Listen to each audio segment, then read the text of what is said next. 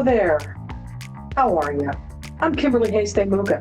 And I'm Amanda Day, You're listening to the Fundraising HayDay podcast where we cover the how-tos of grants and fundraising. and how we can all, please, all of us together can do a better job of changing the world through philanthropy and common sense. Yes, that'd be lovely. So, and just a reminder that Patreon subscribers get these episodes early, plus a lot of other fab benefits. Check it out. So, we, as always, are so glad you're here to spend time with us today. If you love this space, you would fit perfectly into the HayDay community we're building through our newsletter. Every Friday, we show up in your inbox with a blog post, a book reviewed, because hello, have you met us, and a hot take about grants or maybe the world at large. Hence the name of our newsletter, HayDay Hot Takes. And by the way, this is absolutely free. It is so free. And it's so easy. All you have to do is go to haydayservices.com. That's HAYDAY services.com. There's a subscription link at the top and the bottom of the landing page for your viewing pleasure.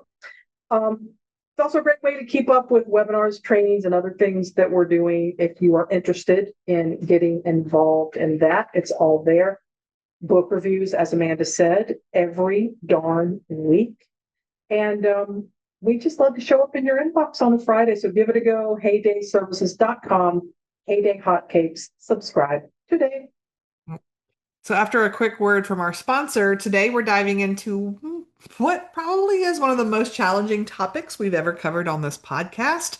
I know we teased that this week was going to be educating up, but when things happen, sometimes you have to alter your lineup. So, what we're talking about today is HR1, the so-called Big Beautiful Bill that was I'm signed. 100% not calling it that. I'm 100% not calling it that because it's Beautiful a bill. family podcast. I'm not sure I'm going to tell you exactly what I'm calling it. But it's not the big, beautiful bill. Yep. But this bill was signed into law in July of 2025. And frankly, it's going to devastate communities that nonprofits and local governments served. We're talking about coverage losses for 17 million people, massive cuts to safety net programs, and economic impacts that will ripple through every community in America. So even if you're thinking, I'm a grant professional, this bill has nothing to do with me. Oh, Oh, you crazy kid. so let's hear a quick word from our sponsor and then we'll dive in. We are thrilled that S&F Writing Solutions is our podcast sponsor for the second half of season 8. Also, season 8, what? Wow. So founder and CEO Stacy Fitzsimmons holds a Master's of Business Administration where her thesis focused on strategic planning and culture change. Combined with her 20 plus years of experience as a project management and grant professional, with a federal grant win rate of 70%, she has learned more than a thing or two about leadership, consulting, and taking calculated risks. So take a listen. So Stacy, and this also goes out to anyone who may have been living on another planet or perhaps in an underground bunker. 2025, not that you've been doing those things, of course. 2025 has been a year of drastic change. Surprise! Thanks to huge changes, layoffs, moving around, all sorts of things that impact the federal funding landscape, but also, of course, are trickling down and through and permeating philanthropy as a whole. All sorts of areas are being effective. What advice do you have for those who are leading organizations through times of such change? Communicate. If there is nothing else, communicate. Even if it's not good news, even if it's, I don't know, communicate. I think the hardest thing for an organization is to go into a vacuum. And when leadership isn't communicating, that leaves a vacuum for everyone else within the organization and all of your external stakeholders to make up their own stories. Mm-hmm. And the stories we make up in our head are often much worse than the truth. So above all else, communicate. Even even if it is, we don't know what we're doing yet. Communicate. I think second is probably to not stop. We have a tendency to go into flight, fight, or freeze, right? Let's not do freeze. Okay. Keep planning, keep shifting. This is one of those times where planning cannot go by the wayside. Learning cannot go by the wayside. So we really have to focus in on what's important and maybe revisit plans. Maybe we only made our plans 6 months ago, but we need to revisit those plans and continually look at those plans. This is a year of monthly revisions and making sure that we're staying on top of what is happening, maybe even weekly. There were some times in the year where I think it was weekly. But I think it's really making sure that we're honed in on what our mission is and concentrating on that mission and not letting other things derail us and not just start chasing dollars. Because when we just start chasing dollars, we lose track of our mission, and then we're not going to be the same organization on the other side. Nice words. And maybe the changes come hourly at some point, but I love it. Let's don't freeze. Let's just keep going. Let's just keep going. Thank you. To find out more about Stacy Fitzsimmons, SNF Writing Solutions, and her incredible offerings, visit snfwritingsolutions.com. So welcome back. We are getting into HR1, which is, I want to clarify before we get started, because I think with all the press coverage and social media coverage, that the bill that our president called a big, beautiful bill is not actually the actual budget, right? No.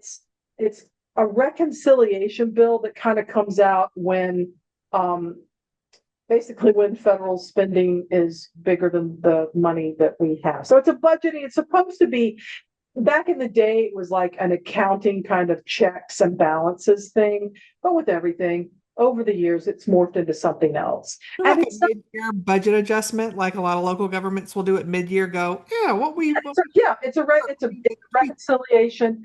However, like an adjustment. It could be like, think of it as like a giant and much more frightening budget variance report. Sort of, kind of, but then it's not. This bill is what happens when you see the report and go, "Oh my stars! We need to do something." Like make sure super wealthy people get extra tax cuts, for example. Then this is the kind of thing you do. It's also been used for other things. I going back to the Clinton administration, he used this to do what he called welfare reform. So back in the 90s, right? And then in more recent history, President Biden, during his administration, used it to sort of push through the I always get this wrong, IRA, Inflation Recovery Act Inflation Reduction Act, and the American Rescue Plan. And those are things associated with the many financial economic effects of the pandemic, right? So there's precedence for this, but I just wanted to make sure the actual budget is an ongoing process. This is like a stopgap, and it's also a great way to divert attention from what may or may not be going on with the budget. So just wanted to put that right there. So as Amanda said, there are going to be like 17 million people who are probably going to lose medical coverage that they may be receiving through Medicaid, or in many states it's called different names, because I think sometimes people get confused. They're like, I'm not on Medicaid. In Georgia, it used to be called Peach Care. And California, it might be called, it's not Calicade, but it's something like that. It's like, but it's healthcare, and it's many other things that are going to get cut because there are a bunch of tax cuts for super wealthy individuals and entrepreneurs and billionaires. And money's got to come from somewhere, huh? Money's got to come from somewhere. So let's take it from the people who can least afford to lose it, because America. So here we are. So Amanda mentioned that there's 17 million. There were a couple of places I sourced some of the information for today's discussion or update. Neither one of us are lawyers, neither one of us are social scientists or economists or anything like that. We're just grant consultants and trainers who are trying to understand and communicate what we know and give you things that are either thinking points or potential talking points if you're talking within your organization, or crafting talking points for without, or writing grants, things that you can use to drive home. If you are in any way the health and human service, education, and local government, like infrastructure kind of thing, you need to kind of know that this is coming. Yeah. And so the Council for National Council for Nonprofits. Yes. And that was one of my sources, and also the Council on Foundations, because these are agencies and membership organizations that aggressively post what's coming up and how it affects their members, right? Yeah. Another source, the George Washington University Public Health School scholars and deans, there's health policy scholars, they issued sort of a joint statement, and I liked the summary of the data, and these are people who are wonky because they got to be, and so this is where it's coming from. So what happens when you take away, let's keep on with the health insurance train. What happens when you take away health insurance for 17 million people? You might be like, gosh, that's really awful that they're not going to have health insurance. But I am writing, I write grants for an after-school program or a food bank or arts and culture outreach in the community. So I'm not in the health sector, but that is really bad. I don't want that to happen. But here's the thing. We all go to the same hospitals. It's true there are some public hospitals, like Atlanta has one, had another quasi-public that also closed. A lot of hospitals are going to close because of this, because they're not getting even Medicaid level reimbursement. So if you are in the healthcare field or you partner with hospitals in any way, shape, or form for program delivery, whatever it is you may do, or if you're just a person who might get sick one day and have to go to a hospital, think on that. There's not even going to be the meager reimbursement amounts that go to healthcare. And yeah, I know our healthcare system is bonkers.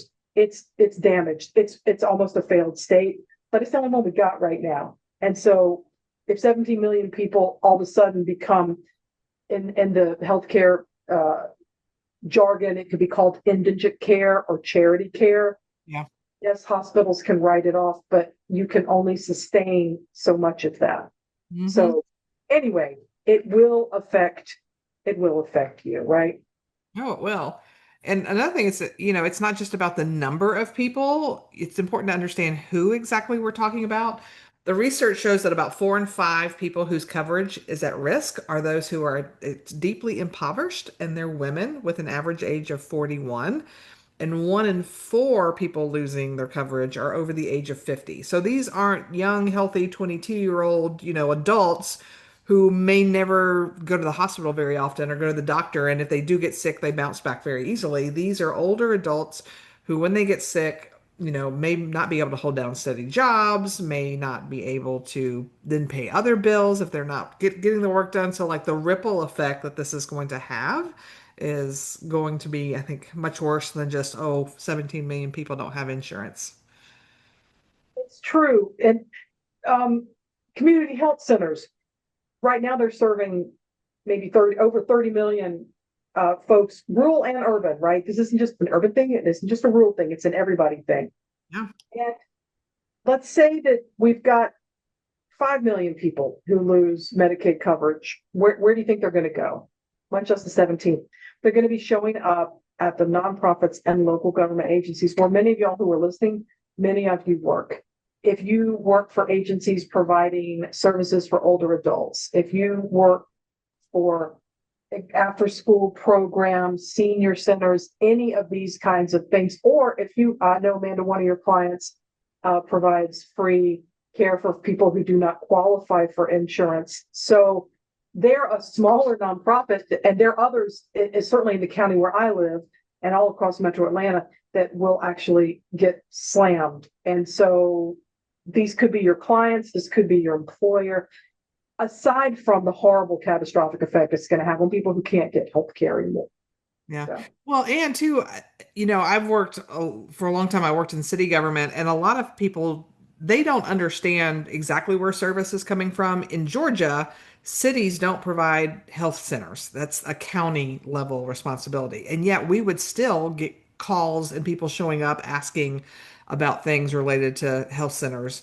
And so we'd have to send them off to the county. So even if you're like, well, we don't normally provide those services anyway, you're still going to get bombarded with people looking for resources because the average person does not know that what is is the fire department? Is it the city? Is it the county? They don't know. They just know when they call 911, the fire department shows up, right? So just no matter what, just be prepared that there's probably going to be a lot more influx of question and it's true. people resources. So, and that economic ripple effect is going to be devastating for all the communities that we serve, right? So, the George Washington University Researchers Project, sorry, that turned out to be a mouthful. Let me try that again. The George Washington University Researchers Project Actually is, are projecting. They're actually projecting. They're yes, going to project. they're projecting that the loss of more generous ACA tax subsidies, that's the Affordable Care Act. thank you, or Obamacare, as some people call it, that these subsidies could result in job losses of nearly 300,000 people, about half of whom are healthcare workers.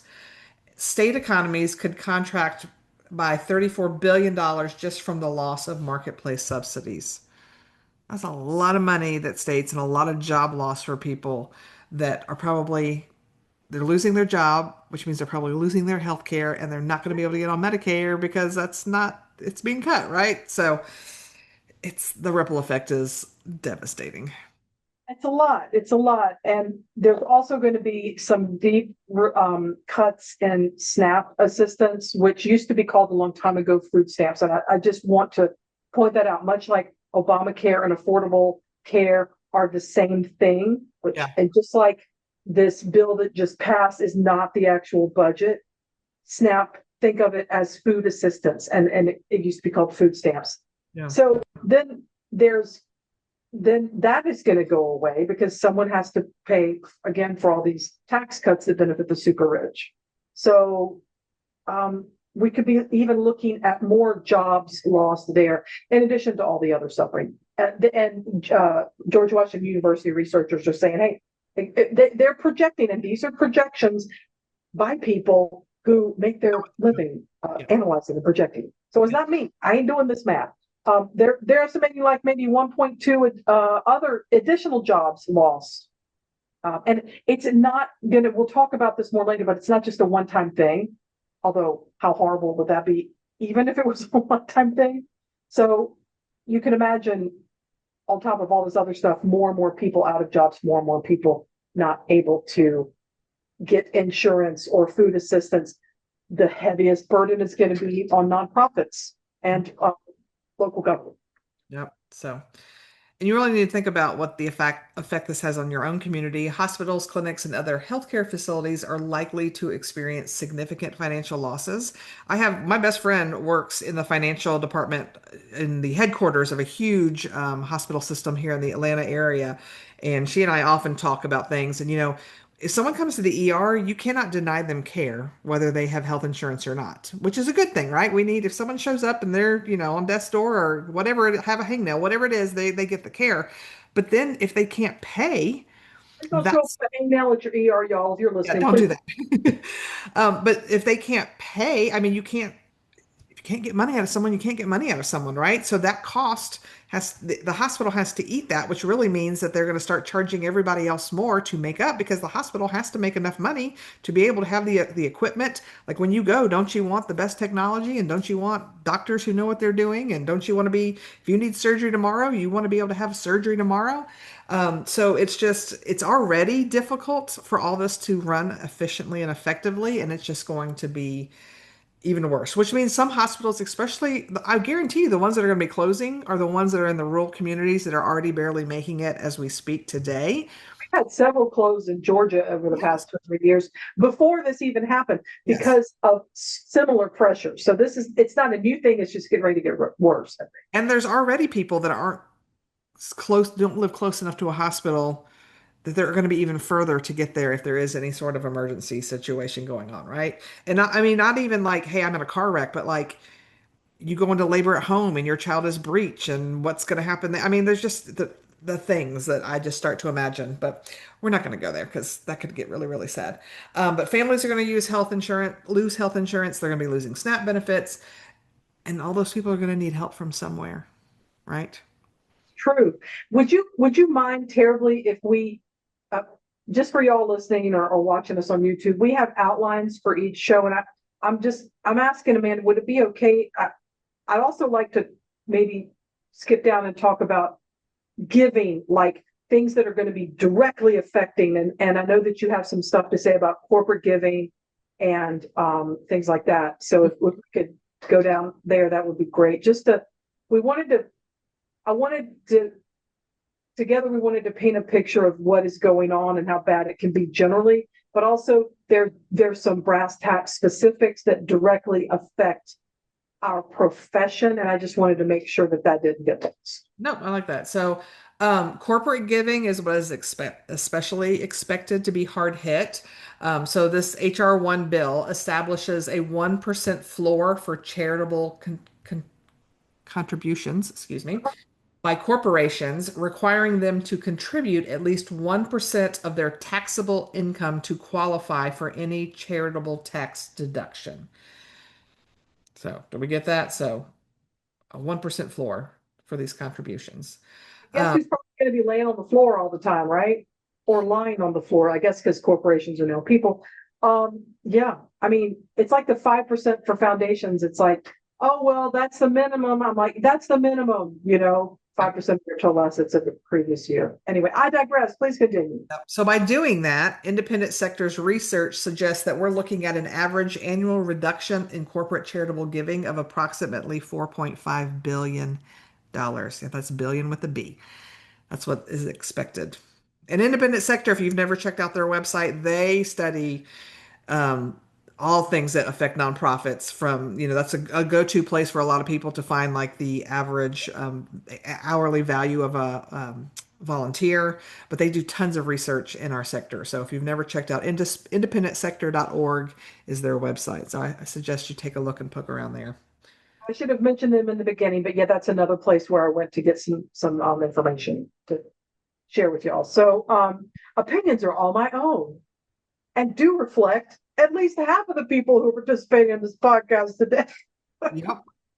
Anyway, so also the bill caps itemized deductions for high income taxpayers. So that's a disincentive for the people that are actually getting the big tax cuts, which are the wealthy people who, could give larger money. But so there's also a 0.5% floor, just like the corporate charitable floor, for itemized charitable deductions, which means that donors have to give more before they can start claiming deductions. So why? God can't even tell you. I don't even know why. That doesn't even make sense, but that's sort of where we are. So I feel people, and you may be thinking this, or people may be telling you this. It's like, well, a lot of government grants are getting canceled, or they're coming out in such screwy ways with such ridiculous deadlines that a lot of agencies can't even apply, which is probably the point, y'all. But then there are a lot of people on LinkedIn or wherever who are like, oh, well, just pivot to private foundations if your agency has been mostly federal grant funded. And I'm here as someone who cut their teeth on private funding. I'm here to tell you, yeah, I don't think that means what you think it means. It means more competition, fewer rules and regulations, much smaller grant amounts. I have a client who, and this is a very well established, very community forward agency that only gives in a certain county, right? And even they said in their most recent one, we turned in a proposal, and he got back the letter saying, wow, we received 1,000 applications, which is more than 3 times what we've ever seen before. So we just wanted to let you know that we've got your application and we're working on it, but this is I mean, it was their nice way of saying, holy crap, it's going to take us longer because we got more. And that is that's a county specific. Now, it's kind of a lot of people in it, but it's a county specific grant cycle. And so, and we're coming up with some things to think about how to move forward, but thinking that corporate giving is going to make up this deficit from the federal government. Now, they have never made up the deficit for anything. When you look at Giving USA, the numbers just came out recently. It's still a much smaller part of overall charitable giving in the United States, right? Yeah. It's not growing, and it's probably going to shrink. So all that to say, people who are saying, oh, just pivot, are maybe not able to or willing to give you the full picture. And we just want to bring that up. So. And if you may be the organization that pivots and pivots well and you're able to get money, well, hoorah for you. But then if you're getting that money, that means other agencies that had been getting that money aren't. And where are they going to pivot to as well? So it's a whole cluster. But let's be clear about what it is we're facing here. Massively increased demand for services at the same time that funding sources are being reduced. So it's kind of this perfect storm, and it's going to hit hardest in communities that are already struggling. So this isn't just a one-time shock that we can prepare for and move on from. This is going to be an ongoing crisis that unfolds over months and years. And if you're like me, just sitting there, man, if I can just get through 2025, it's going to be, if I just get through this year, it's going to get better. The results of this big, beautiful. No, I refuse. I refuse these terms. I'm just going to say this bill, it's going to be bad. And 2025 is going to look like a good year.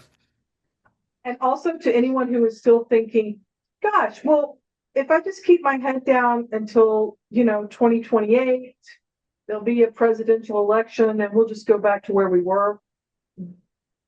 I got to call shenanigans on that. I really don't. That's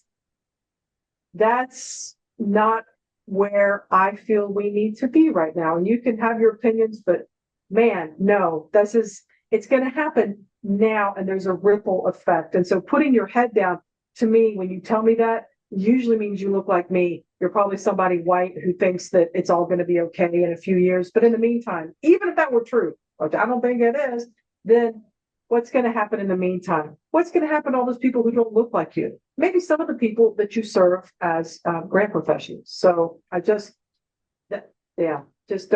don't tell me that and expect me to go, oh, I agree, or good for you, honey. I might, if I'm feeling nice, I might say, bless your heart, which if you are Southern, you know exactly what that is. And I will say what I said. So anyway, here's some ideas that we are floating out as things to consider, right? Things to get started doing now, instead of just putting your head down and hoping it's all going to go away. Because that's just we're not children. That's not even an adult thing. And to dispel a myth, I really don't think ostriches actually stick their heads in the sand. And do you want to emulate an ostrich? Yeah. Magnificent birds, is that really where you want to spend your life? So all I'm saying is, we're going to start with a series of suggestions. And if you're feeling overwhelmed, if you are a little like me, sometimes if I can come up with, okay, I'm feeling overwhelmed and this sucks and it's frightening. However, let me take a breath. Are there some things that I can start doing? Yeah. Because besides doom scrolling, because that's not self-care, that's escapism. And I am a noted practitioner, so I'm just saying. So first, I would recommend collecting your base. If you don't do this because you're like, oh my God, I don't have time. Hey, unfortunately, there are a lot of grants getting canceled right now. So maybe if there is extra time, you can start collecting some baseline data now around your current service levels, the clients that you serve, current partnerships with healthcare or other kinds of providers, if that's a thing. Documenting those kinds of things to make sure that you have stuff in place so that you can go to individual donors, donor advised funds, some corporate funding, some private foundation funding to make your case. The clearer you can make your case, the better off you're going to be. Yep. Next thing you can do is start building relationships with healthcare providers in your community. Think hospitals, community health centers, clinics, things like that. They're going to be facing enormous financial pressures and an increased demand from uninsured patients. So these could be valuable partnership opportunities, and you need to start those conversations now because you can't just go, "Hey, I know we've never met, but let's do a grant together." You need to have Yeah, that relationship built I first. So I start. mean, you could, but you're probably not going to get the results you want. Mhm. Something else I'd like you to consider if you're making a laundry list, this would be number three. Although, it makes me wonder what are laundry lists really? I mean, they're grocery lists. I've never made a laundry list, but I can sense myself going down a stress induced rabbit hole. So I'm just going to back away from that. So on the list, To I mean, do, how's that? To-do list? laundry list, where did that come from anyway? On your list, number three, no surprise that I am going to preach about this, but please, God, let's talk about not only talk, let's have some plans in place for diversifying your fundraising strategy. And if you're working at a place where their idea of diversified fundraising strategy is said, hey, write more grants, now's a great time to be educated. We're going to be talking about that in the next episode and go, hi, hello, hi. Grants aren't going to save everything, and grants are getting more competitive. Let's talk about this. And if you go to Giving USA, we're reporting this in July 2025. Their 2024 report came out, I think maybe Right. 3 weeks ago. You can get a free download, and it has like a pie chart that talks about across the industry, and this does not include federal funding or federal agencies or local governments, but giving private giving, if you will, to 501c3s, and look at the breakdown. And yes, every agency is different. Every nonprofit has a different makeup, but I promise you, there are very few that are all grant funded. And the ones that are all grant funded, particularly if it's all federally grant funded, are super vulnerable right now. And it's not a great strategy. Yeah. So I don't wait. And, maybe some tips and tricks what you'll learn in educating up will help you have those conversations. But it's like, let's think about monthly giving, planned giving, giving circles, all the things that you might be like, well, I don't write grants. That's all I do. Okay, Brenda, I feel you, but it may be time to expand your thinking. Yeah. It's like, or you can use your intellectual capacity and your prowess and research and writing to help your organization or your client Yeah. sort of have a little come to Jesus about this, because they're going to need it. Yep. Because softly and tenderly, financial ruin might be calling if you don't diversify your funding. True story.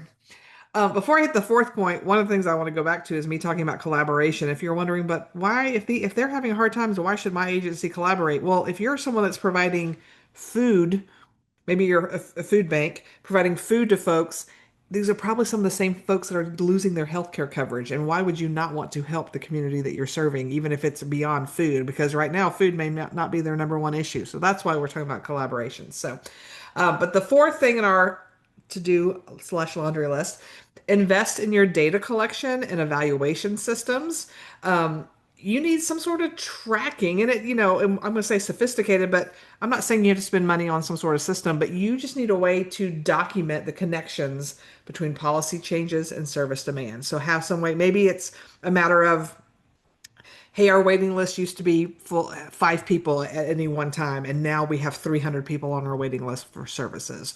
Or this program we used to do, we normally had 10 families a week show up. Now we're having 50 families a week show up for it, right? So you've got to have some way, not just scratching on a piece of paper, at the very least, an Excel spreadsheet that's showing you should have your baseline data like Kimberly says, and now to be able to show what it is now, and you've got to be able to keep up and to show and to demonstrate, first of all, just to your bosses and boards so they understand like the overwhelming interest in your programs now because of what all, and to be able to point to this wasn't happening before July of 2025, and this is what I tie it to. So we need to understand there is a cause and effect and we're feeling it, and this is how.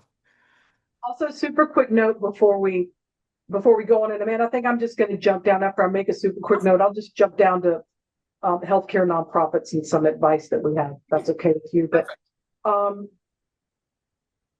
this is the part where I get to going, and I've lost my train of thought a little bit, and I feel it's coming back. I feel like it's coming back. Yes, you want to collaborate regionally and with healthcare and other institutions.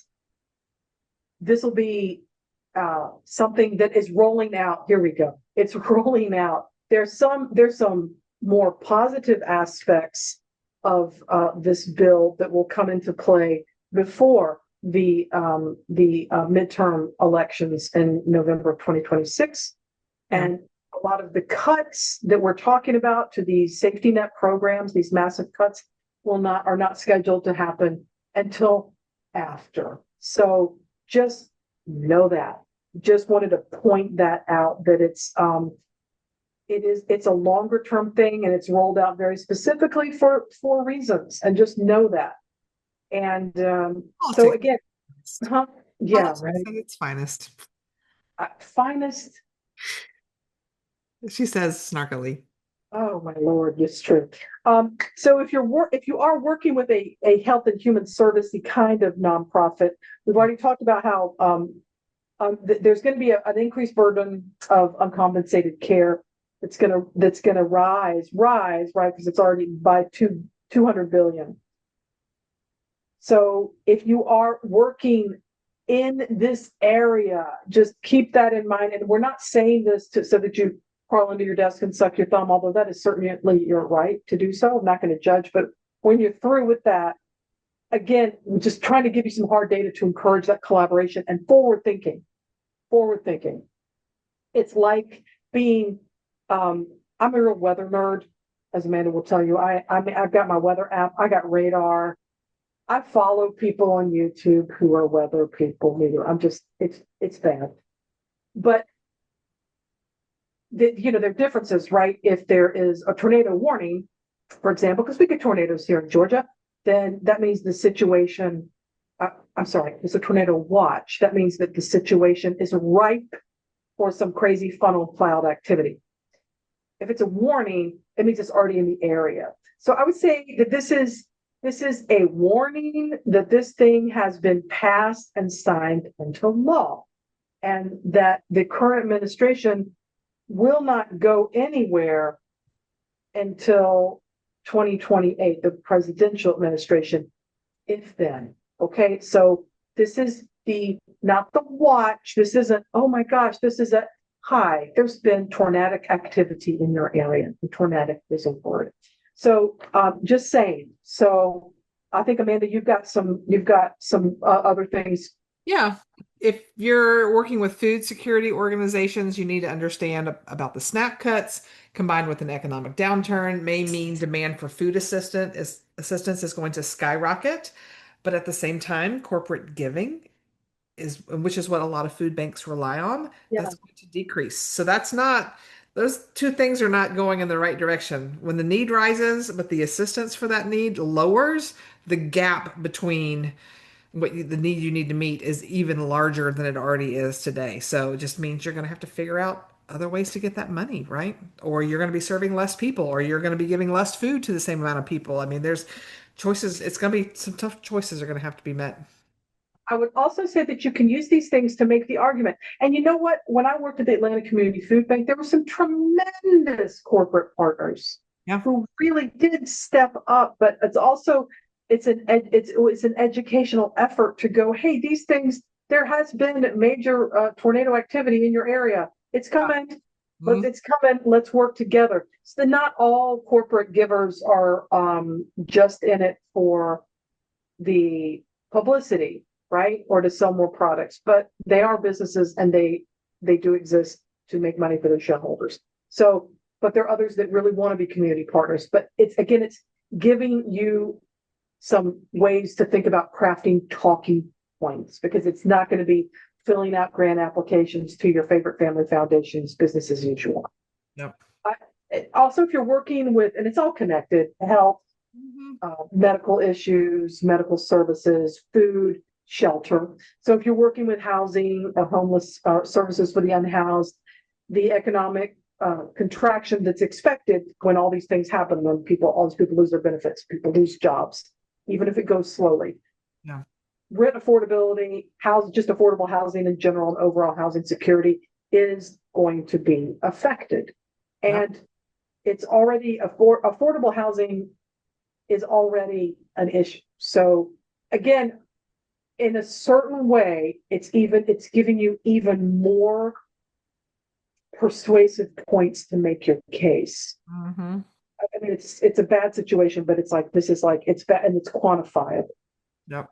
So, and then last but not least, if you're working in the workforce development and job training programs, you need to understand that while demand for services are going to increase, the job market your clients are entering is going to be more challenging, as we talked about some of the numbers of people that are expected to lose their jobs. So there's going to be more unemployed people and less jobs for them to fill. So, it's going to be rough. Yeah, but we're here and we're together and we will continue on. Thanks again to today's sponsor, S&F Writing Solutions. If you want to learn more about all that Stacy and her team offers in terms of resources, coaching, and writing services, visit their website at snfwritingsolutions.com. So I just wanted to say thanks for joining us today. I know this was not a super lighthearted episode, but we also feel that it's our duty to share what knowledge we have. And we're just going to go with the best knowledge we can get at the time. And we may get things wrong. And if we do, let us know. And we'll talk about that. But we will be tracking developments on how HR1 is being implemented and many other fun and festive things that are going down in the government sector now. And we will, because it's our podcast, we reserve the right to disrupt our schedule and come in with special episodes and information. And we'd rather get decent information that we believe is accurate with everything that we know at the time of recording. We'd rather go ahead and get that out than sit back and wait for things to be perfectly analyzed, because TikTok, we need to work together now. Absolutely. So we're honored you chose to spend time with us today. We plan to come back in 2 weeks, this time sharing our Educate Up episode, because it's not uncommon to work for bosses and boards that have zero clue how grants work. So you need to have that ability to educate those above you, and educating them about what we've just talked about today is so super important, right?